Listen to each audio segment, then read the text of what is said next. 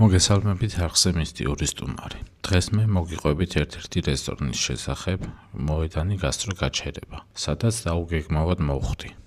თქვენ კი გამოიწერეთ არხი და დაალაიქეთ ვიდეო.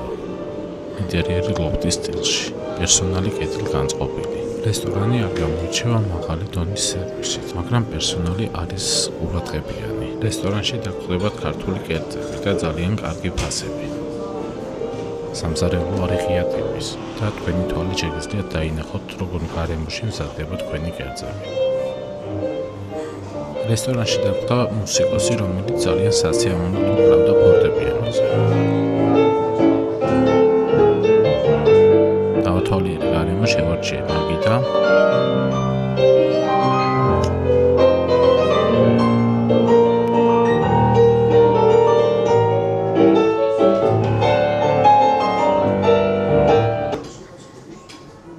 თქვენ შეიძლება შეგიკვეთოთ? გებჟალია მოვიფიქრეთ.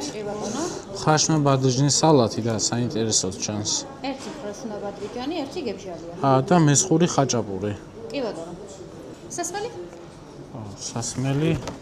ალკოჰოლური შემიძლია ლიმონათები შემოგთავაზოთ ჩვენი სახლური, კენკრის გვაქვს, კივის გვაქვს და ციტრუსის. ჭიქებითაც გვაქვს და დოქითაც. ერთი წყალი, ერთი ბორჯომი.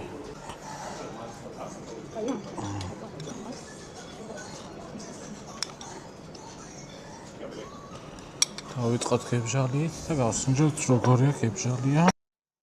გებჟალიის ყველი იყო ძალიან სქელი, არ იყო დახვეული, უბრალოდ იყო გადაკეცილი და აკლდა გებჟალიას ინტენსიურობა. ასევე соуსი იყო ძალიან თხელი, ცოტა სქელი соуსი უნდა ქონდეს, ჩემი აზრით, რომ მისადევნებლად იყოს უკეთესი.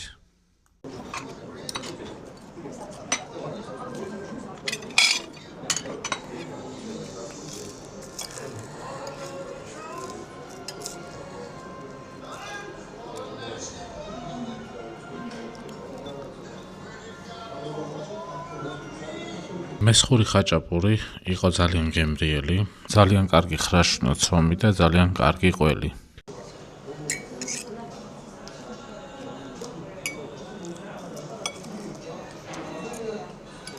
ხრაშნა ბადრიჯნის სალათს ალბათ უფრო მეტი ხრაშუნი მოუხდებოდა, კარგი პორცია იყო და გემოებიც კარგად შეხამებული.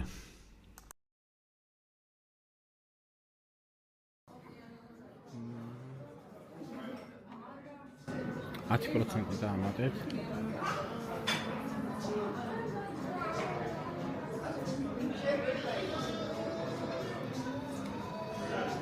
დიდი მადლობა, ბედნიერ საგამოძიებას.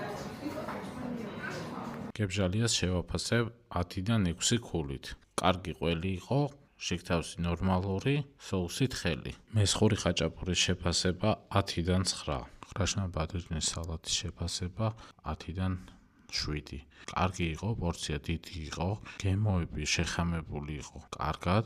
საერთო ჯამში ამ ობიექტს შევაფასებ დადებითად.